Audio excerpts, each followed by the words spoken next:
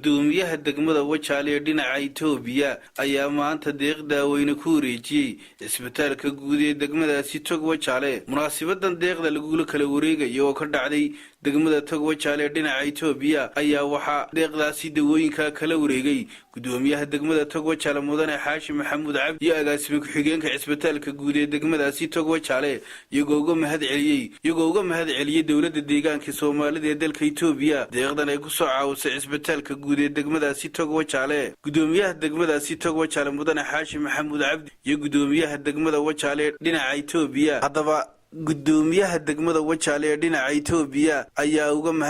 ayaa isagu si rasmi ugu wareejiyay gudoomiyaha degmadaasi Tog Wajaale deeqdan daawooyinkaasi taasoo ay ugu tala galeen sidii ay uga hortagi lahaayeen shuban biyoodka oo maalmihii ugu dambeeyay ka dilaacay degmada Tog Wajaale. Si kastaba ha ahaatee deeqdan daawada ee maanta lagu wareejiyay isbitaalka guud ee degmadaasi Tog Wajaale ayaa iyadu qayb libaax la ka qaadan doonta sidii looga hortagi lahaa xanuunka shuban biyoodka oo maalmihii ugu dambeeyay ka dilaacay degmada Tog Wajaale. degmada Tog Wajaale oo ay nagala joogaan gudoomiyihii iyo ku-xigeenkii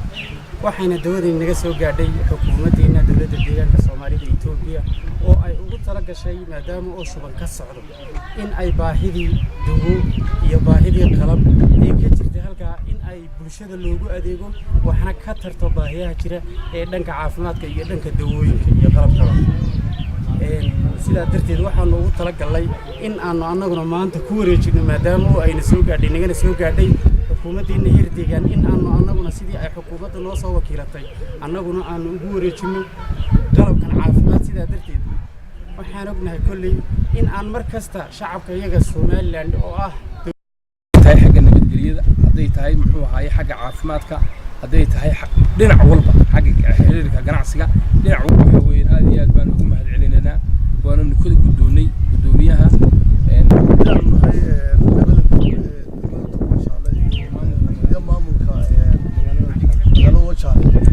imikoo kaliya maaha xilliga ay mucaawanada la siiyeen marar horena ugu jirtay kolkaa imika waxaa jirtay inuu shuban ka dilaacay waa isla magaalo keliya shuban baa ka dilaacay labada dhinacba iyada iyo waxyaabo fara badan oo kale aad iyo aad ugu kaalmada fiican Cabdi Cabdilaahi warbaahinta madaxa bannaan degmada Tog Wajaale.